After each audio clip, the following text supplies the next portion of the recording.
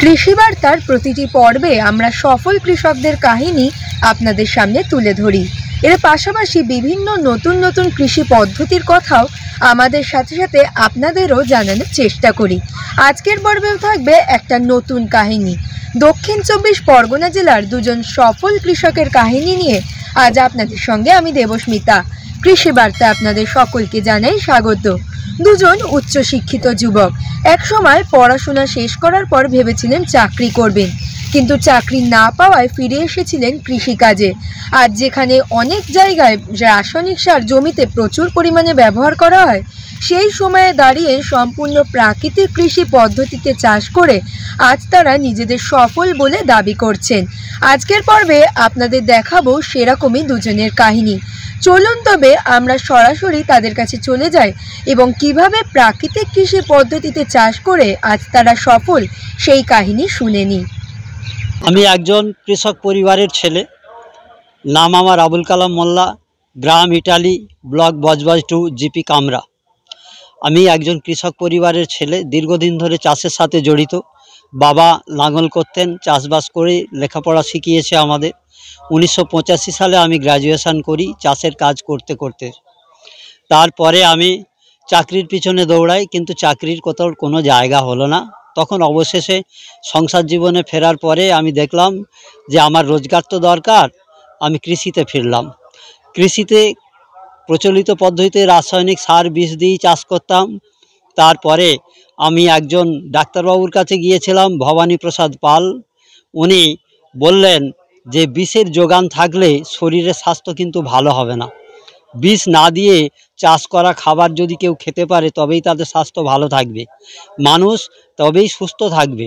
নাহলে আপনি মনে করুন জলের স্রোত যাচ্ছে, আপনি বাঁধ দিয়ে দিচ্ছেন কিন্তু স্রোতটা চালু আছে, সে বাঁধ টপকে জলটা চলে যাবে।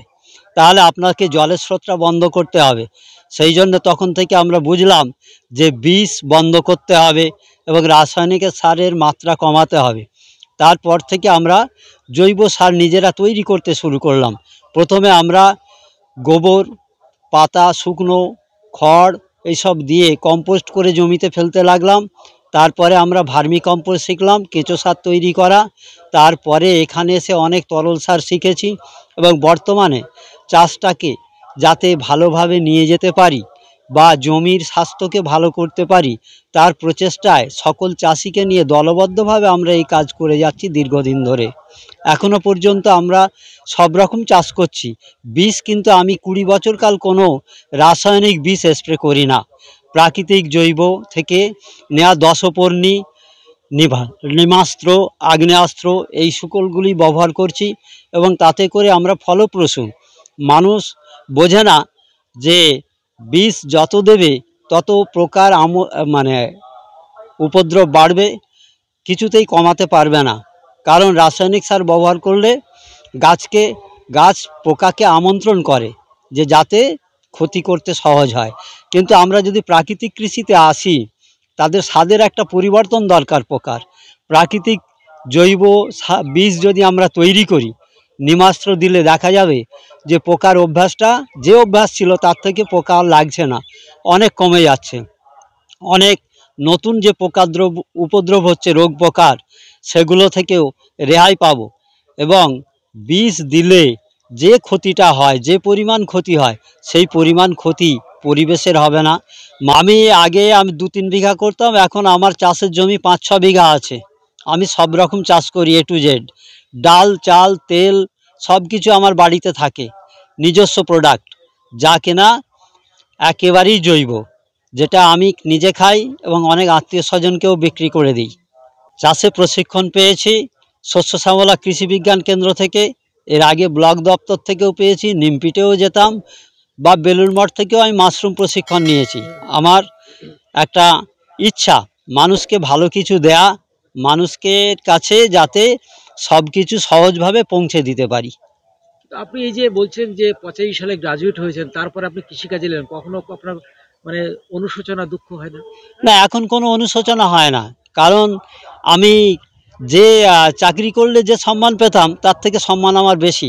মানুষ অনেক চেনে আমাকে এবং মানুষ আমাকে ভালোবাসে। পয়সাটা শুধু দেখলে হবে না, তার থেকে বেশি যেটা পাই সেটা অনেক কিছু, মানে পয়সার থেকেও দামি, পয়সা দিয়ে কিনতে পাওয়া যাবে না আমি যেটা পাই। লিজ নিয়ে চাষ করি, মানে কেনা যায় না, সেইভাবে লিজ নিয়ে চাষ করে জমির পরিমাণ বাড়িয়েছি। কি কি চাষ করেন? আমার বর্ষার সময় আমন ধান চাষ হয়, যেটা কিনা একেবারে দেশীয় ধানের উপরে চাষ করি। আপনার ঝিঙে শাল, পুরাতন যে ধানগুলো ছিল, ঝিঙে শাল, চামরমণি, দুধেশ্বর, এইগুলোর উপরে আছি। আর পরে আমরা ওই জমিটা শুকনো হয়ে গেলে ওতে মুসুর বা সরিষা ফেলে দিচ্ছি। তারপরে মুসুর সরিষা তোলার পরে আবার মুগ চাষ করে নিচ্ছি, আবার ফিরে পাশে সূর্যমুখী চাষটাও করে নিচ্ছি, যাতে বাড়িতে সারা বছর চাল ডাল তেলটা থাকে, সেদিকটা আমরা নজর দিই সব সময়। আচ্ছা, অনেকে বলে যে চাষ কাজ করে সম্মান পাওয়া যায় না, চাষে লাভ নেই, চাষ থেকে মুখ ফিরিয়ে নিচ্ছে কৃষকরা। আপনি বলছেন উল্টো দিকে, আপনি বলছেন আপনি চাষের দিকে ঝুঁকছেন, কেন? কারণটা? হ্যাঁ, এখন চাষি মুখ ফিরিয়ে নিচ্ছে কারণ তারা ভুল পথে আছে, তারা সঠিক প্রশিক্ষণের জায়গাটায় নেই। তারা ভাবছে যে আনবো দোকান থেকে, হুড়ুল করে সার ফেলে দেবো, সবজি কেটে নিয়ে বাজারে বিক্রি করে পয়সা লুটে নেবো, কিন্তু এইটা হবে না। আর সে দিনটা পার হয়ে গেছে, কারণ এখন প্রকৃতি বিষিয়ে গেছে, জমির স্বাস্থ্য, মাটির স্বাস্থ্য খারাপ হয়ে গেছে। এই স্বাস্থ্যকে যদি আমরা পুনরুদ্ধার করতে না পারি, তাহলে অতুল ভবিষ্যতে এই যে আপামর জনগণকে খাদ্য যোগান দেয়া চাষিরা যে দিত, সেটা ভবিষ্যতে আটকে যাবে। যদি আমরা জমির স্বাস্থ্যকে ঠিক না করতে পারি, তাহলে এই অন্নদাতা যে চাষিগণ আছে, তারা কিন্তু আর চাষের মানে খাদ্যের যোগান দিতে পারবে না। ফলন প্রথম দিকে কমবে, তারপরে আবার দেখা যাচ্ছে ফলন ঠিক হয়ে গেছে। আমরা ধইঞ্চা দিচ্ছি, জমিতে ভার্মি কম্পোস্ট দিচ্ছি, 2 বছর মার খাচ্ছি, একটু কমে যাচ্ছে, পরে দেখছি আবার ঠিক হয়ে গেছে, এবং সেটা খুব কম খরচে হয়ে যাচ্ছে। এবং চাষ মানে সারটা আমাদের কিনতে হচ্ছে না, নিজেরা তৈরি করে নিচ্ছি, যার জন্য খরচটা অনেক কমে যাচ্ছে। লাভের জায়গা তো এইটাই, চাষে যদি খরচ কমানো না যায়, সেখানে লাভ আসবে না, কারণ কম্পিটিশান মার্কেট। আমার জৈব করলে আমি বাজারে যে আমাকে 1 টাকা বেশি দেবে, সহজে দেবে না এখন মানুষ, যতক্ষণ না আমরা সবাইকে সচেতন করতে পারছি।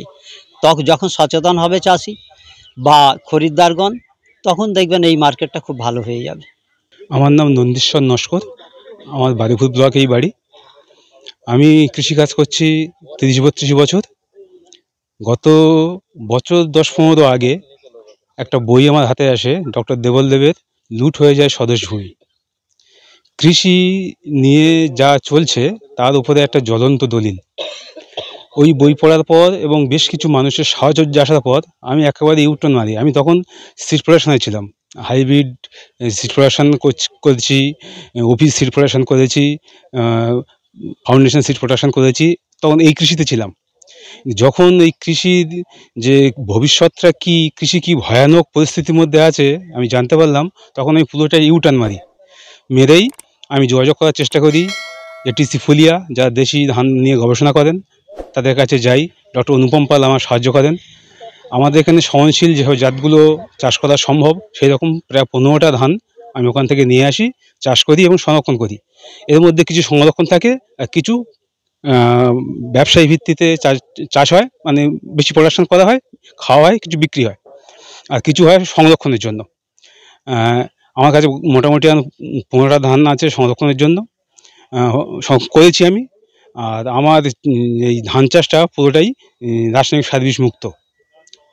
এবং শুধু দেশি ধান চাষ না, আমি আমার কাছে দেশি সবজি বীজ আছে প্রায় 30-40টা মতো, সেগুলো সব চাষ করি, তেমন সংরক্ষণ করি, এবং আমি আমার আশপাশের মানুষজনকে সেগুলো দিই।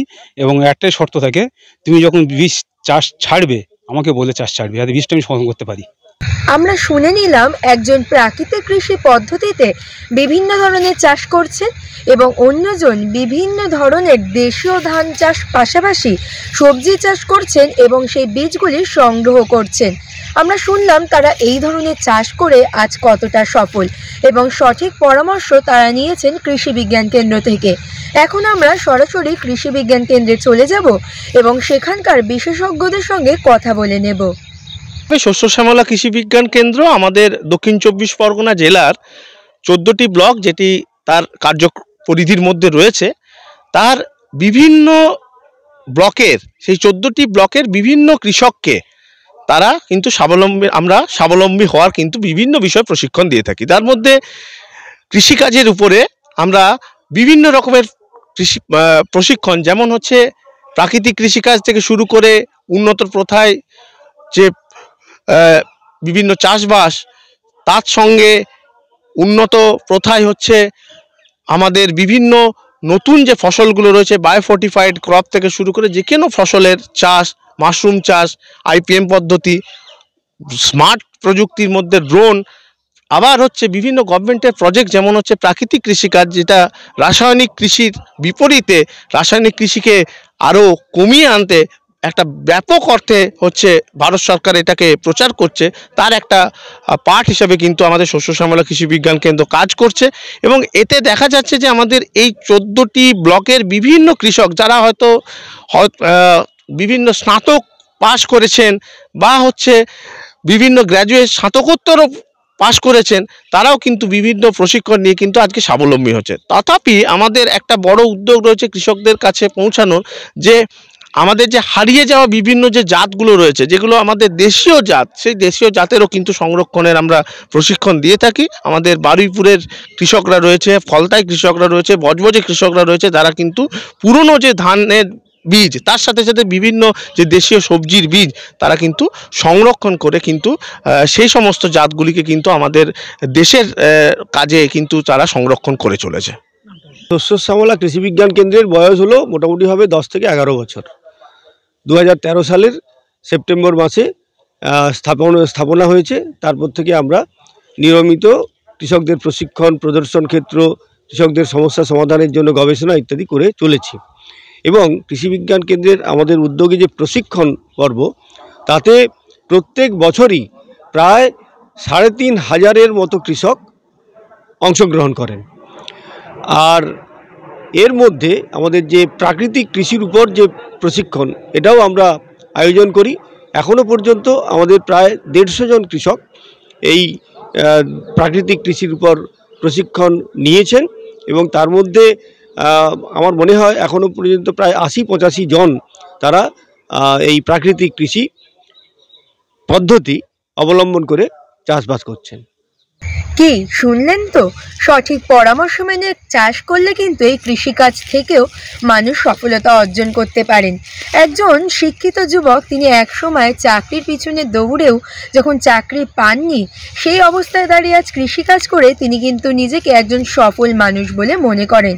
তাই আপনারাও যারা ভাবছেন নতুন নতুন চাষ পদ্ধতি নিজেদের জমিতে ব্যবহার করবেন, তারা অবশ্যই কৃষি বিজ্ঞান কেন্দ্র, কৃষি দপ্তর এবং উদ্যান পালন দপ্তর থেকে সঠিক পরামর্শ নিয়ে কৃষিকাজে এগিয়ে আসলে আপনারাও লাভ করবেন বলে আমরা আশা রাখছি। এরকম আরও নতুন নতুন তথ্য জানতে অবশ্যই আমাদের কৃষি বার্তা চ্যানেলটিকে সাবস্ক্রাইব করে বেল আইকনটি প্রেস করে রাখুন, যাতে সবার প্রথমে নোটিফিকেশনটি আপনার কাছেই পৌঁছে যায়।